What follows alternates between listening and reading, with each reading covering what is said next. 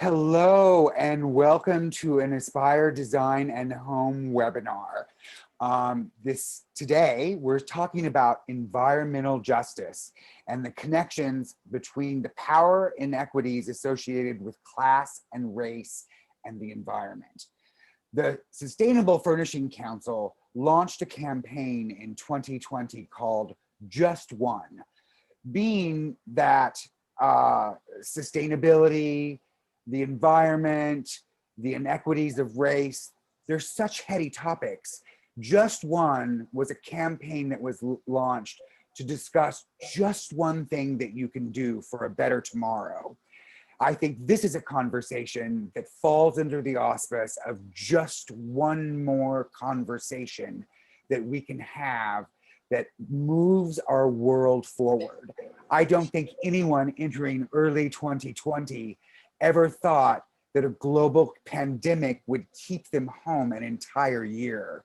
So conversations like this about how we embrace the environment and sustainability are ever more present in our mind. Please welcome Susan Inglis, the Executive Director of the Sustainable Furnishing Council, who will introduce a wonderful panel of brand ambassadors. Thank you so much for joining us, Susan, and thank you all for who are attending for this very important conversation. Thank you and have a good day. Thank you so much, Andrew, for having us here, and all your team for helping to make it happen smoothly. And thank you to our panelists for being here for this very important discussion. I am Susan Inglis. I direct Sustainable Furnishings Council. I'm going to tell you a little bit about our organization, but to start, I want to be sure you know at the outset that our panelists are ambassadors for our work. So they include Breegan Jane, who is based in Los Angeles, and who is a blogger and a lifestyle specialist, as well as being an interior designer.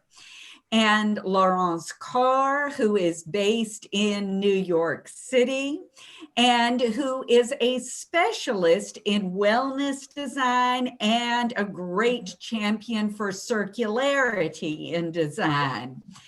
And we have Laura Hodges in the Washington, Baltimore area is where she is based, who is also very focused specifically on sustainable design and wellness in all choices for interiors.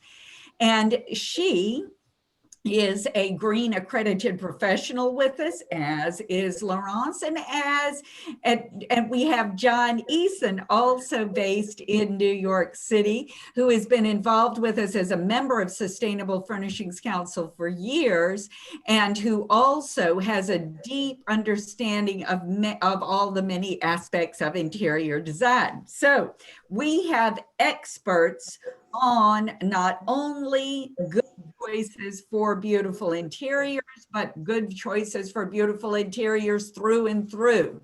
So thank you all for being here. And I will tell our audience, in case they don't know, a little bit about our organization. Our panelists are among 400 members of Sustainable Furnishings Council. Each of these companies has made their own public and verifiable commitment to sustainability, to transparency, and to continuous improvement. And our member companies are not only design firms, but also manufacturers, suppliers of materials, stores, etc.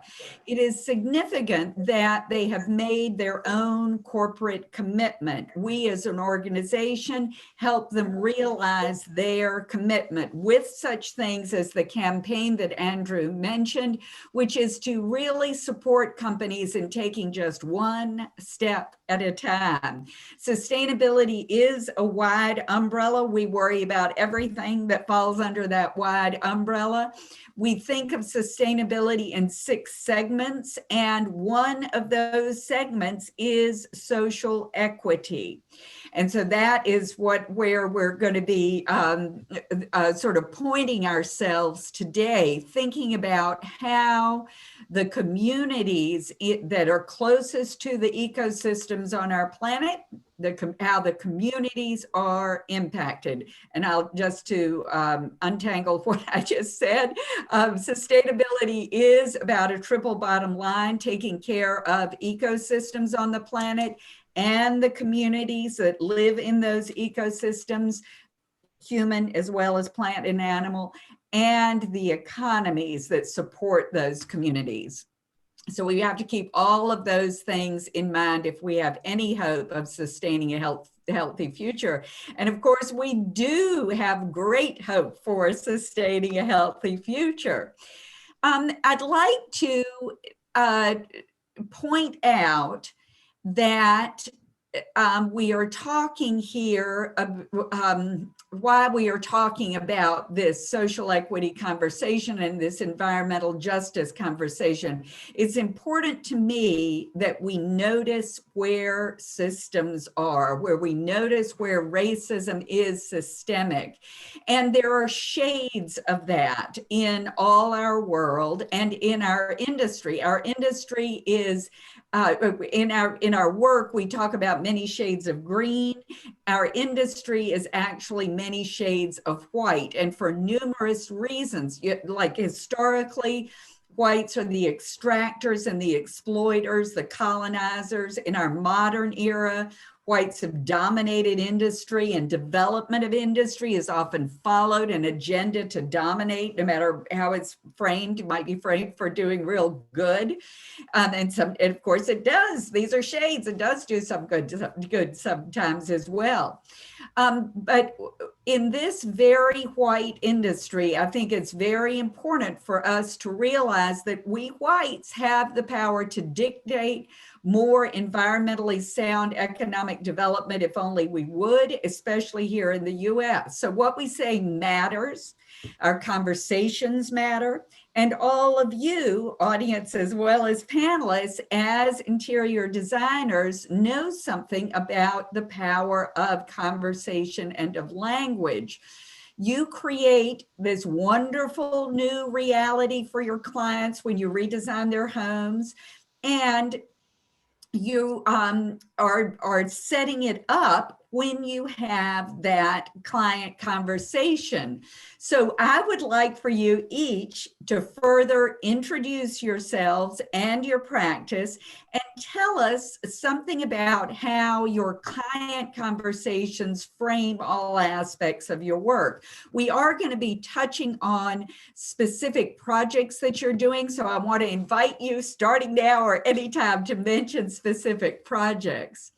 Laura, I wonder if we could start with you. Sure. So yeah, the conversation for us with our clients is often one of, it comes from an education standpoint, but we always want to make sure that our clients understand our values, which hopefully are their values too. Typically they are. In just making sure that we're making really responsible choices in the design at large. And if we can help them to understand, you know, the environmental impacts, but also the social impacts of those choices as well. Like, we really take that very seriously. Great. Thank you for doing that. John, let's turn to you. Okay. Hi. Yeah, same thing. You know, it's a conversation for me. I have a number of clients that I've worked with for many, many years. And so what we really are about doing is introducing things. You know, more and more when I show a fabric, I say, and this is a bonus because, you know, it is sustainable, you know, as well as furnishing purchases that we make that are local. And of course, social implications now are incredibly important too. But and that is just becoming a bigger and bigger part of the conversation. Yeah, great. And Laurence, let's go to you next. Yes. So yes, our conversation with our clients always starts from wellness, health, and sustainability-centric point of view. We really have this conversation about how, in an educational way, this can benefit the health, and how also it helps serving the local communities, as well as making sure that there is a longevity in what they will invest in, whether it's furniture or Yes. other products. Yeah, that's good. And as y'all know, that's very important, because the longer a piece of furniture lasts, the longer the more diluted the environmental footprint of making and distributing that piece of furniture is. We seem to have lost Breegan. Okay, we'll turn to Breegan Jane as soon as she comes back. I know back in the old days, we had to worry about a traffic jam on the way to a meeting, or if the plane was late, or if we had a flat tire. These days, it's connectivity issues. So I bet she'll rejoin us. But we'll just continue the conversation. So we, in our industry, work in a privileged and fortunate situation. We work in fortunate communities, ones that are well empowered to protect their own communities, and indeed all our communities. So the conversations you're describing are important, and I know that your clients are appreciating them. We do need to acknowledge, for this part of the conversation and for today's conversation, the fact that around the world, including here in the US, poor communities, which are predominantly Black or Indigenous or people of color, have higher exposure rates to pollution of all kinds. So including poor sanitation, more air pollution, closer proximity to landfills, more lead and other contaminants in their tap water.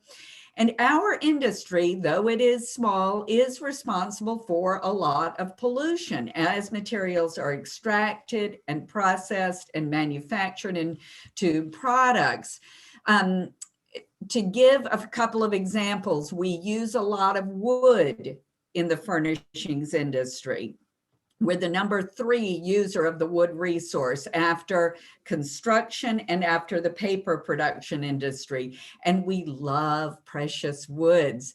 Today, these days, 15% of hardwoods globally are illegally logged, and often in ways that exploit the indigenous people who live in the closest proximity to the forest, or actually in those forest ecosystems.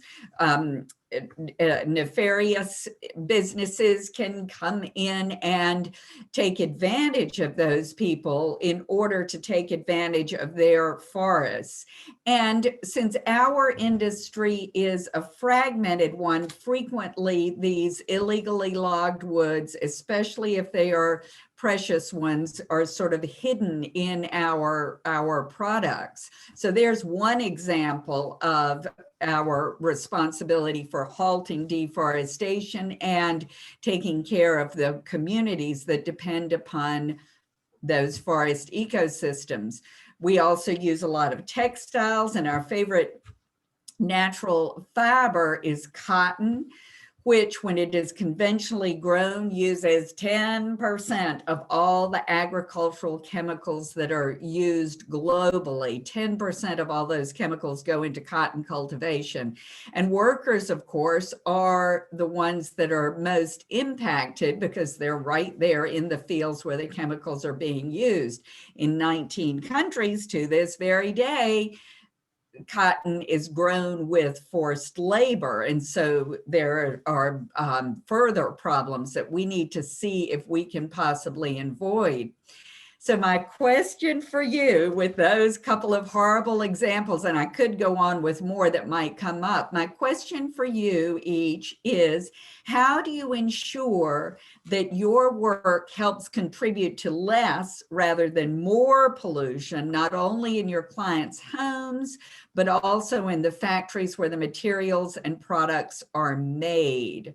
maybe you've got examples of particular products you're using, or maybe you'll tell us about some policies that you use. Shall we start with you, Laurence? Yes. So I use, I make sure that I will work with SFC members, furnishings company that have these certifications that are really, witness of their practices in sourcing sustainable products, wood, FSC certified, textile, GOTS, and else, to make sure that we can really trust, our providers, and also explain the benefit of all of these certifications to our clients. As Laura mentioned, from an educational point of view, raising awareness is the first step. So some of those, could be, if I, have to really think about some product that I use for a bedroom, could be, I really go to Cocomat. I like using, as a circular designer, I like using a product and a manufacturer that will make sure that there is zero waste and that they're 100% reusing whatever waste of a waste they can use. Another good example would be the Philips collection. They also work with communities that are local as well as overseas, where they work with different communities and make sure that they will use every single piece of a tree that has been just, fell on the ground, and they will use and make sure that there is no waste in the forest, and contribute to not only the community who helps to cut the trees, but also how they use these products. So that's just one of my answers. Yeah, good examples. And you mentioned certifications for textiles, GOTS and Architects. Both those certifications require that the water leaving the factory that has the certification is properly treated. So that is a really good way to see that you are not contributing to pollution of those waterways. And your other examples are excellent too. Thank you, Laurence. And Laura, let's hear from you next. Sure. So we do a lot of the same similar things. I would say that the beginning of our conversation actually starts with, what do we actually need to replace? What can we reuse in place? What can we refinish in place? What can we, reupholster? If we are buying new things, where are we sourcing them from? We start with vintage a lot of the times for both furniture and for rugs, specifically rugs, because so many rugs these days are not produced in a safe way, either for the environment or for people. Obviously, we try to make sure that there's no child labor or forced labor, but we can't always control those things. And as much as we try to track where everything's coming from, there's only so much that we can really do as designers. We are at the whim of the manufacturers and the vendors. So we know that if something already exists, hopefully it was produced safely to begin with, but at least we're not, supporting the production of something new unnecessarily. So I would say that, we definitely start with those two things. What do we need to do? What can we use that's already existing? And then if we are doing new things, of course, we are checking with the SFC for their registration. We're checking with any local manufacturers that we can deal with. We like to do custom furniture whenever possible. If it's not possible for the budget, though, at least we can source from local vendors so that you don't have the transportation costs. We can also look at their factories. We can see where everything's coming from. As Laurence mentioned, naturally felled trees are always fantastic, especially here in Maryland. We have large forests, but trees do fall down, and they also may be taken down for other reasons as well. You may have a tree that's taken down for, in somebody's yard, if the roots are coming up and they're, destroying parts of the yard and things like that. So a lot of times we work with people who are sourcing wood responsibly so that we know where it's coming from and where it's going.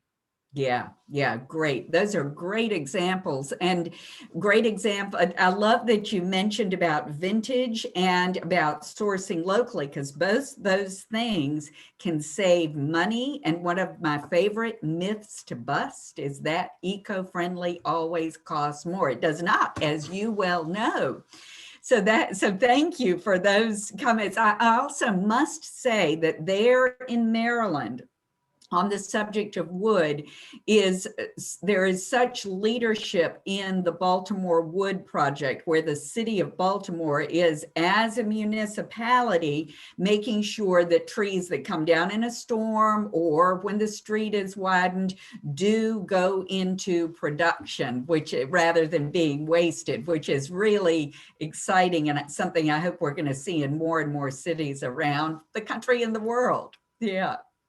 Now, John, finally, I'm going to stop dabbling and let you tell us about your work and your examples. Okay, well, ditto. And something else that kind of just fell into my lap, which I was really surprised about and delighted with. A very large textile company had asked me to sit in with their principals on a meeting and discuss future products and the direction that things should take. And interestingly, I said, the future is sustainable. And they were shocked. And, so I immediately referenced them, of course, to the Sustainable Furnishings Council.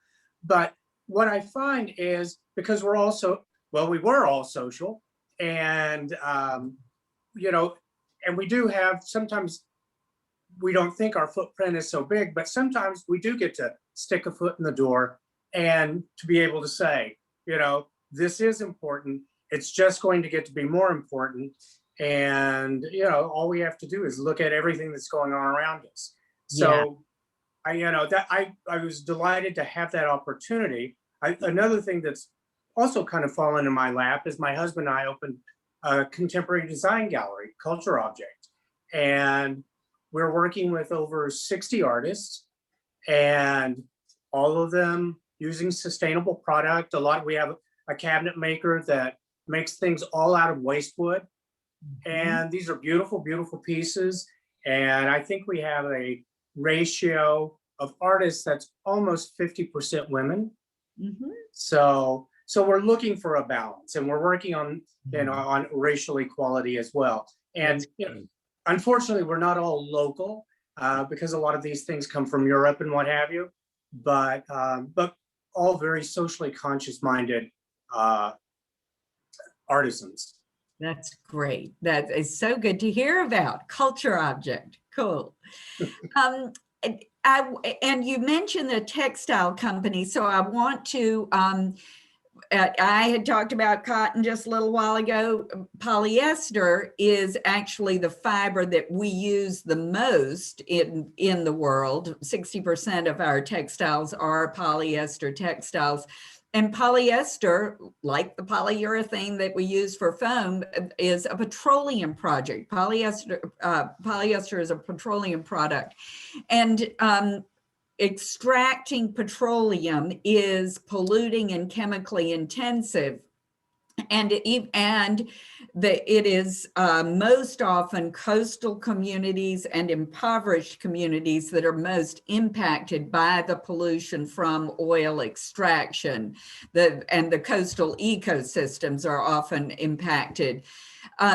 So one of the exciting things for the textile company you are consulting with, John, is that recycled polyester is so easy to make, and it's made using plastic that was already made out of the petroleum product, and the plastic itself is a pollutant. So it is exciting to know that perfectly equal quality polyester fabric can be made from recycled fiber, which could come from something like soda bottles or from other polyester fabric itself. And that is when it is the textile manufacturer capturing their own industrial waste is a fairly easy thing to do often.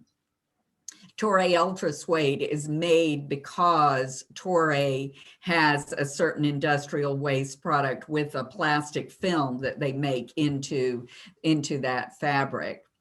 So the reducing pollution and coming up with an interesting product can go hand in hand.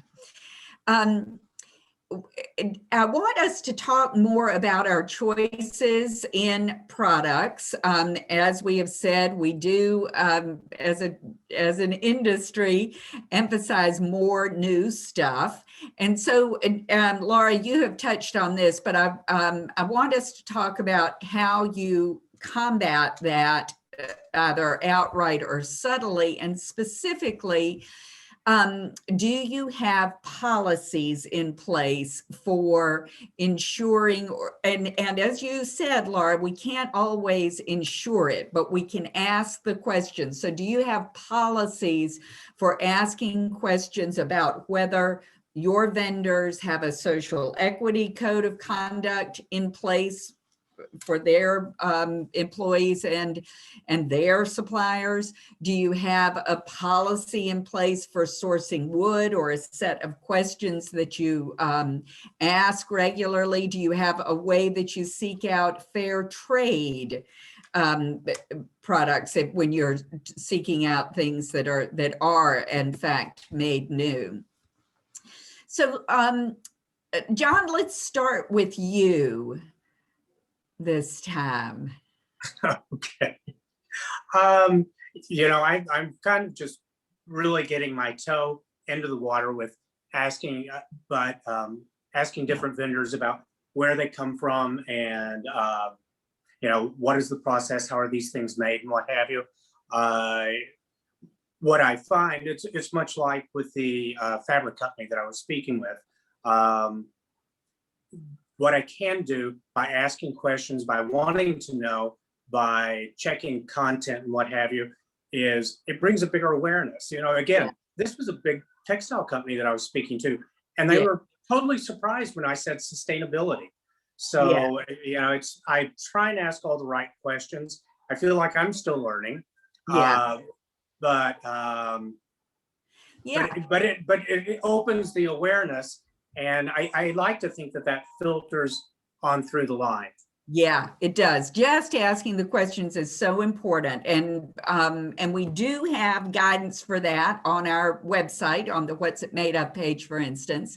But you're doing the right thing, John, to ask the questions. Thank you. Thank you. Well, and I shop off the Sustainable Furnishings Council menu of members. Excellent. That's the answer I was looking for. Thank you. Laurence, why don't you tell us some more about policies you might use, or how you make your choices? Tell us a little more about how you make your choices. We actually have in our contracts with our clients a specific, line, in our agreements, really specifying that we only source, either SFC certified manufacturers or, equivalent, whether the companies are just starting to have representation in the US, and if they come from overseas, we really specify that is just really aligning with our mission to really design for the betterment, of people and our planet. We also have policy with our designer, and we have, a script when actually that they follow very precisely, on questions to ask the manufacturers. We have developed that for the last few years. And when they source or actually get to know new manufacturers, they ask these specific questions that are very well laid out on the Sustainable Furnishing Council, website. What is it made of? Where does it come from? We really talk about the life cycle assessment, and really ask each manufacturer, where does it come from? And sometimes we don't really get all the answers, or how is it transported, and is it made with local, companies or local artisans. So anyway, we have just a whole system. So I wanted to answer that question, and that's how we also select, whether it's a residential or commercial project with our designers and companies. Great. Laura?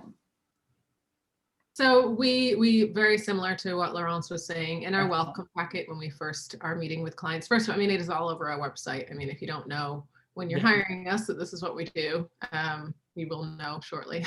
But it is in our welcome packet as well. We kind of explain to our clients up front, this is going to be the first and foremost thing that we're doing for you, is making sure that we are making the right decisions. And honestly, even if our clients aren't super invested in it for themselves, we're doing it anyway, but we just let them know this is part of what we do. We are sourcing, you know, the best quality for you. It is sustainable as much as we possibly can control for you. If it's important to you, then you'll be happy, and if it's not terribly important, maybe it will be by the end, and you'll see that sustainable can be beautiful. It doesn't have to be everything made of reclaimed and bamboo, all that sort of thing. But then we also, in terms of talking to our vendors, I wouldn't say that we have anything formal in writing or specific questions that we ask them. We do the research with them. We found that those who are doing it are proud to do it, and there is a source of, you know, pride for them, I guess. You know, they want everybody to know that this is what they're doing is important to them. And so I find that it is the information is readily available, whether it's the actual product itself or the company. So but we also got a high point every 6 months when there's not a global pandemic, and we walk the factories and we're talking to the people who are making the pieces, and we're understanding from them as well what's important to them, and they're telling us where they're sourcing their wood from. And you know, at this point we have, unfortunately, it's a kind of a short list. It's not a huge list, but we have a good list of manufacturers that we trust and that we have great relationships with. We also source locally. We do have a small shop domain that's online as well, and we source almost everything as much as possible for the shop sustainably, locally made, certainly fair trade if it's coming from overseas. And so across the board, we're always making sure that we know who is doing the work. And people honestly also come to us, vendors come to us because they know that that's what we're looking for, and they're telling us all the things that they're doing as well. So not necessarily formal, but we're definitely having those conversations. It's just part of what we do. Great, great. And that keeps you happy too, I know. You know, it makes a difference in how you feel about the job you do and the business you do. Yeah. I'm going to ask y'all one more questions, and then we're going to invite the audience to ask questions. So I hope the audience is thinking about what they want to know. What I'd love for y'all to do in this next question is tell me about a dream project, because we've touched on some projects that you're doing, but let's think about how do you carry some of these same principles and practices into projects that provide more affordable housing to more people, or things like that. How, if you could dream it up, to do, since good design can save the world and good design is for everybody. And we do see that many very affordable brands are making huge progress in doing the right thing. I'd love for each of you to tell about some projects that you've done or would love to do that do have a huge impact on the quality of life of people in a larger community, including those who might not be able to afford interior design services as a regular thing. So Laura, let's start with you, okay? Sure. Specifically, I would think it would be really helpful in terms of the aim of this conversation to talk about environmental racism and injustice, would be to be able to work with a large scale developer who is building communal housing in some way, whether it's apartments, some sort of communal residence, which of course is always more sustainable anyway, because not everybody has, you know, a small plot of land to work off, but it can be more accessible, more affordable, but how to do it in a way that is sustainable, because many times they're not necessarily doing things from a sustainability standpoint, they're doing it based on cost. So how can we sort of bridge that gap of making sure that they're able to earn a profit but also that it's affordable and green. And it sounds, this is why it's a dream, right? Because who knows how all this actually comes together. Yeah. But yeah, I do think that there are ways to do it though. I mean, even you have big companies like IKEA who on one hand are, making somewhat disposable furniture. I'm sure that they don't want it to be fully disposable, but it does end up being somewhat disposable over time. But they are making, big strides to make sure that they're, becoming more and more sustainable as time goes on. They have some goals, I think, for 2022 of all organic cotton and reclaimed materials, and then also planting trees every time they chop one down, that sort of thing. And I think that's great. And so I think it can be done on a larger scale, but as with everything, I think it all trickles down at some point. But unfortunately, yes, some sustainable things do end up going to, the top echelon first, and then the ideas trickle down. So just kind of how to, I think a dream project would be that larger scale, accessible version of sustainability for a wider range of people. And then also working it into the lifestyle of those people who are living in the building too. Maybe there's, a centralized composting station where everybody can participate in that. And it's not just for people who can figure it out in their own backyard. If you don't have a backyard, how do you still compost? How do you make sure that the entire building itself is self-sustaining and not having to necessarily pull power off the grid, and just ideas like that. Sorry, I'm going on and on and on. No, that's perfect. That's great. And natural light in such a building, and Right. shape of the building that'll encourage conversation and the kids playing together and all that sort of thing too. But also very affordable, because obviously, oftentimes these projects that are so fantastic and well designed and well thought out, they're for a certain tier of people, and not for those that are really needing that level of design. Yeah.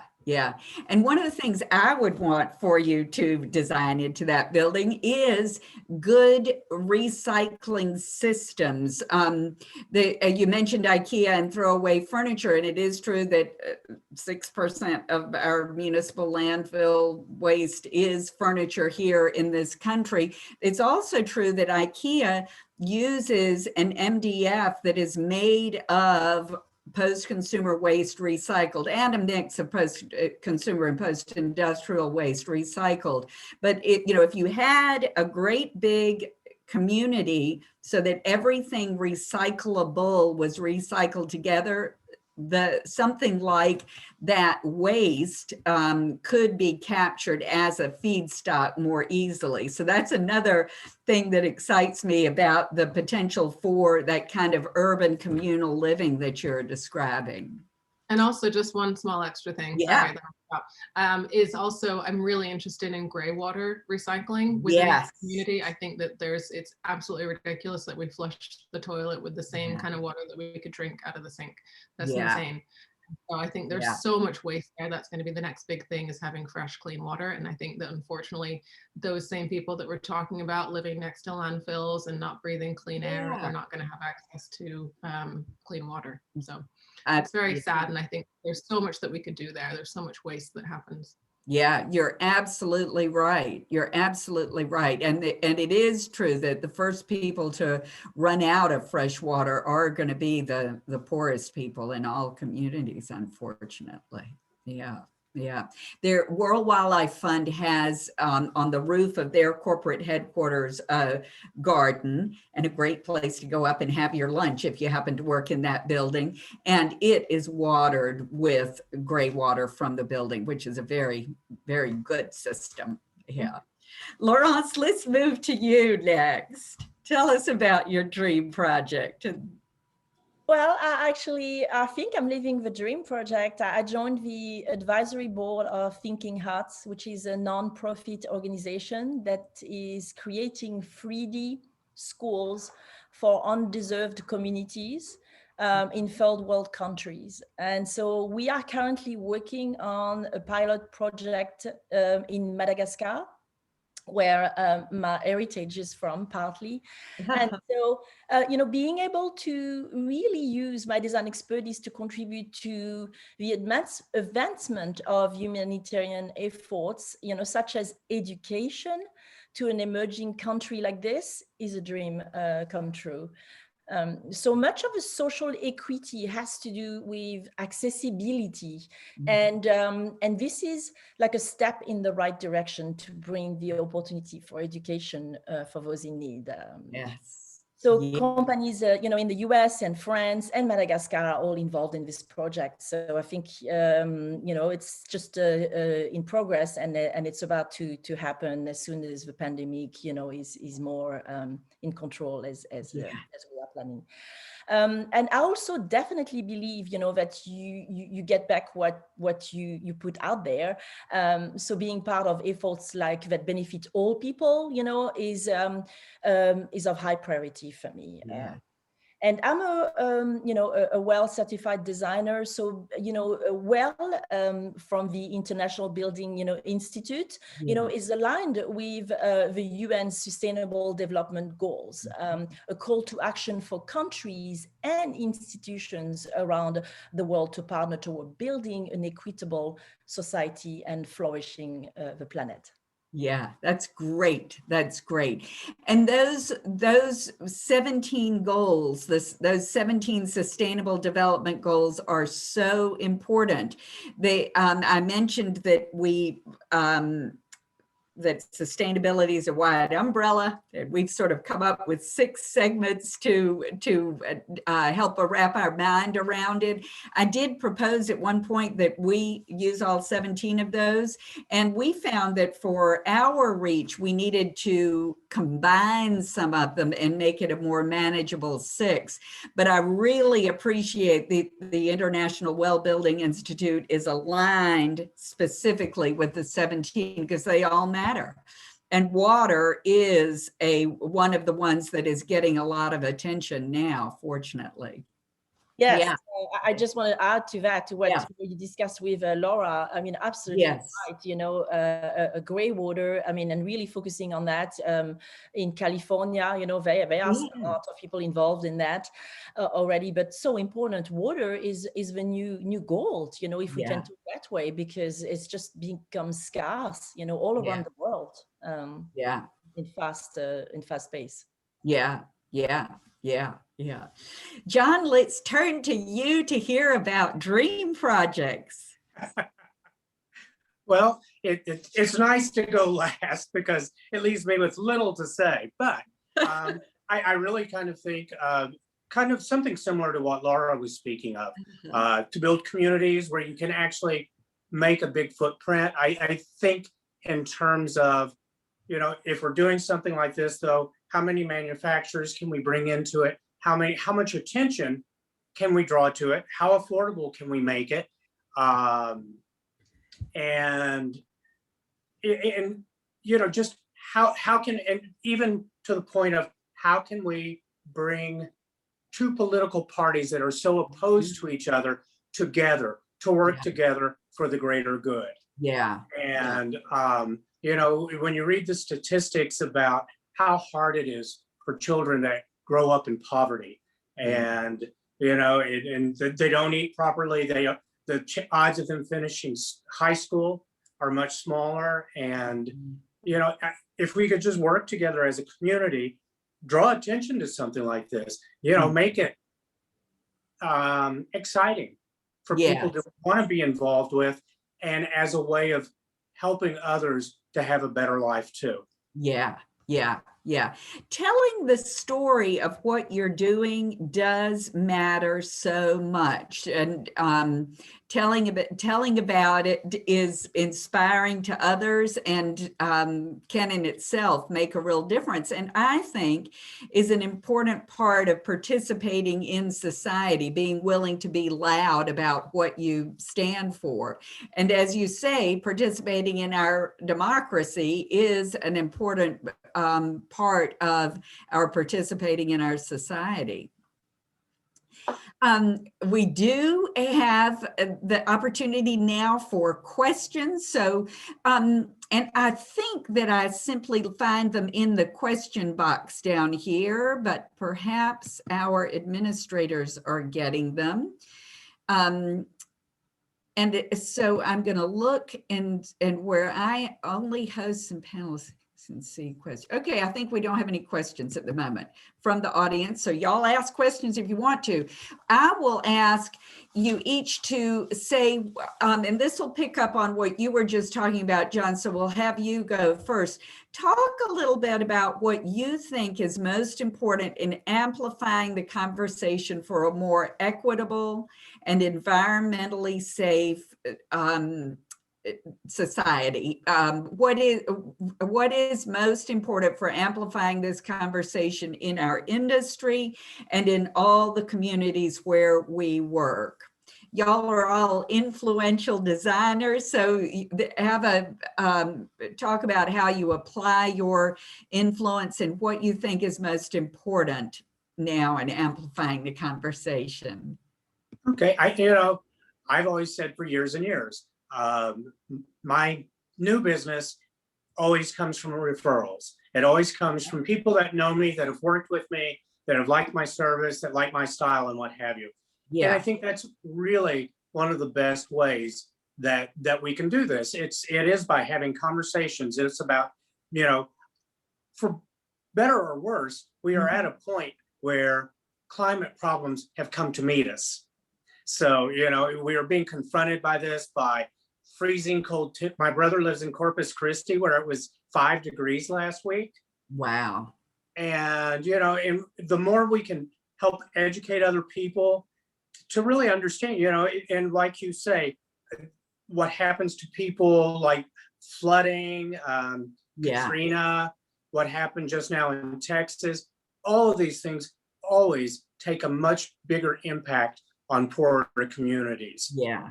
And so I really do believe that we live in a nation of people with big, good hearts. And I really do think that if we can present the case, if people can understand what it is that,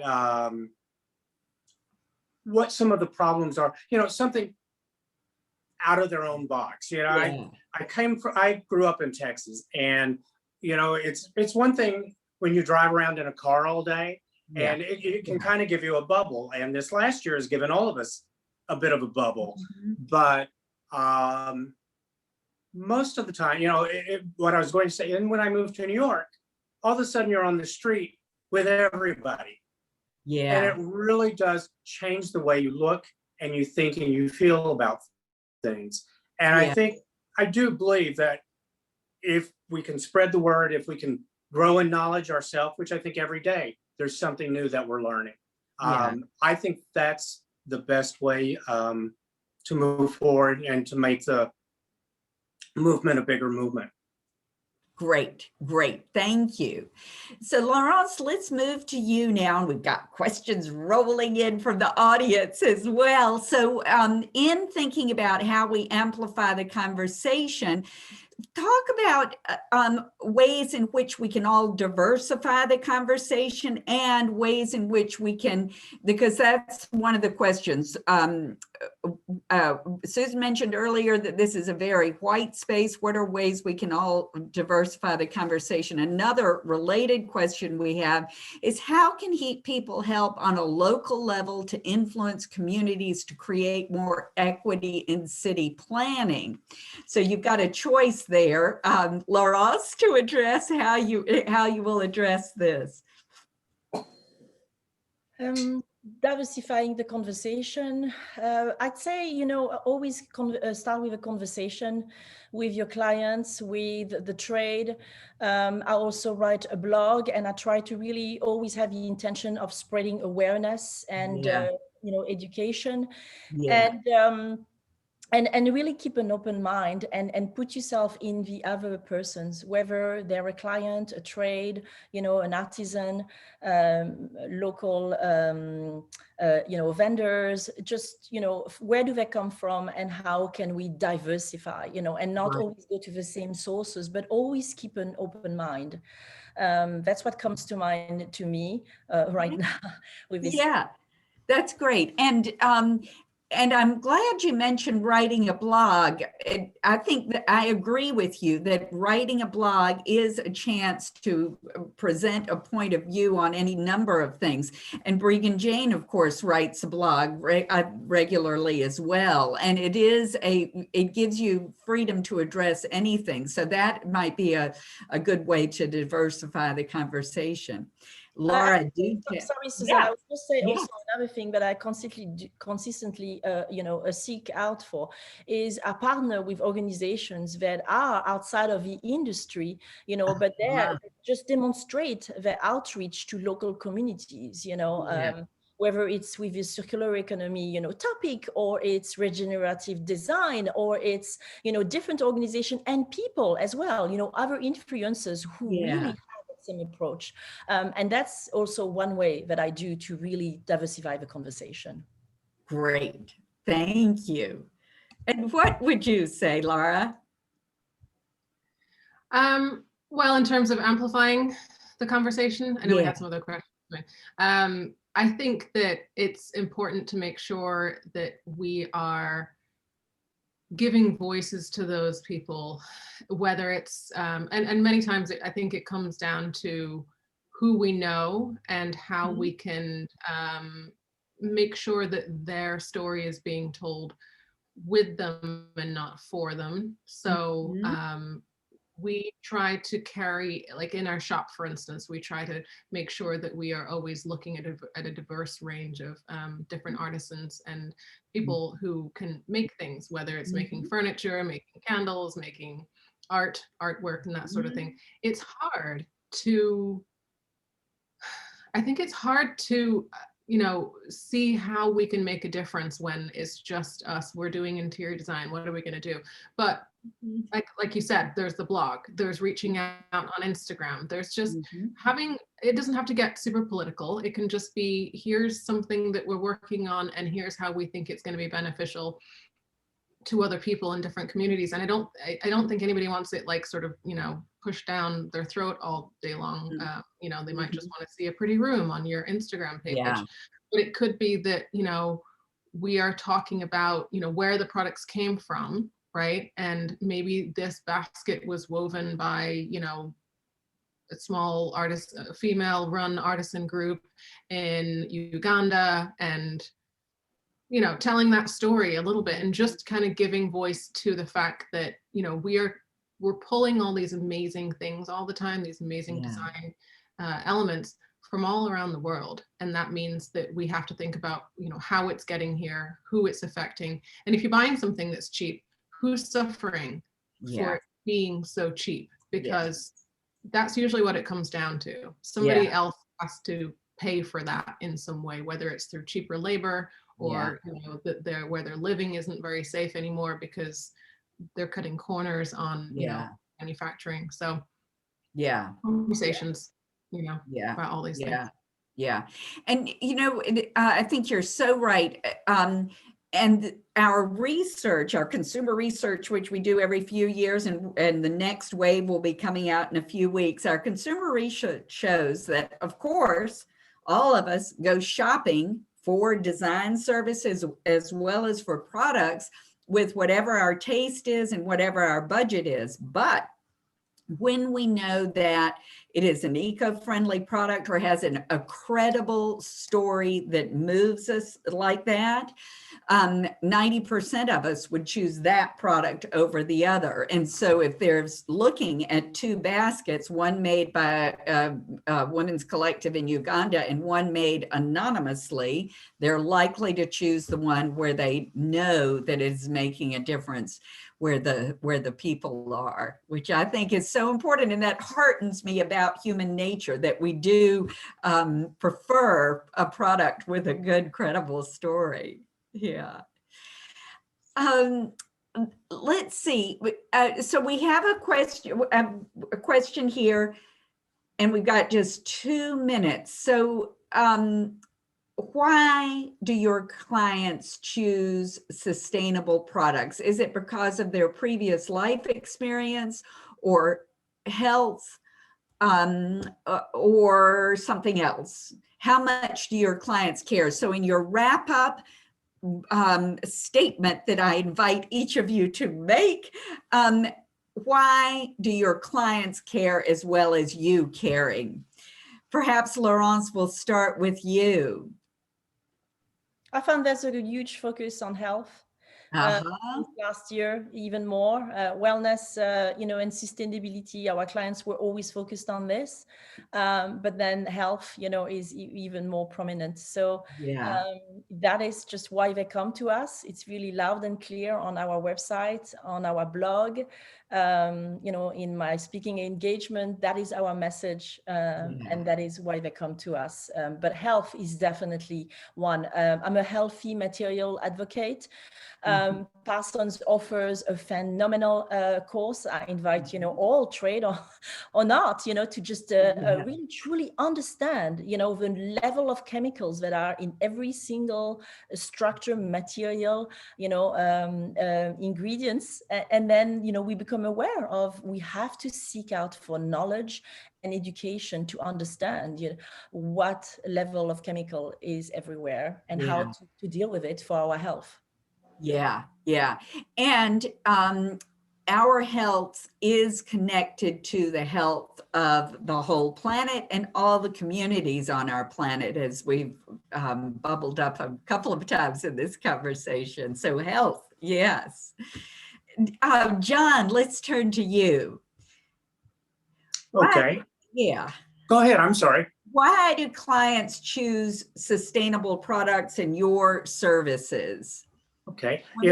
Important to I'm us? not quite as far along as Laurence and Laura in that my website at present does not say anything about me being sustainable or working towards sustainability, although it is in my business plan. What I have found is, and because of that, because my clients are learning as well as I am, I do find that one of the first things that one of the first things I always buy for clients are mattresses. And when you understand the health risks of not having a sustainable mattress, when you understand, that this is where you're putting your kids to sleep at night, I think that, it's one of the best places for starting the conversation. And so that's how it's been for me. It's just, slowly integrating it with existing clients and then with new clients. But, and I do actually plan to revise my website so that we get brought current. But, and I was going to say one more thing before we close. For people who want to do just one little thing, you can go to the website for the NRDC, the National Resources Defense Council, and they have a thing where you can send a letter to President Biden or his people and let them know how important this is to you. So it's one little thing that we can do, and every little thing, for Biden's administration to do in the first 100 days. So anyhow, I just think that's cool, and I like the idea.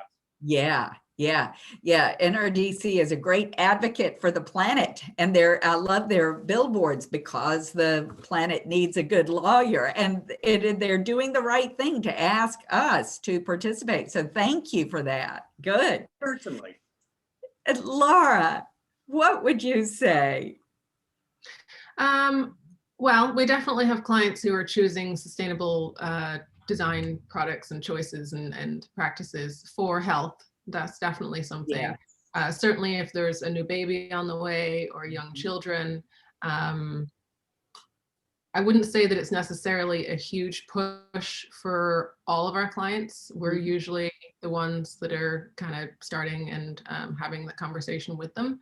But we found that it's kind of like, I equate it with going to a really nice restaurant where you really, really want good food, you want really good service.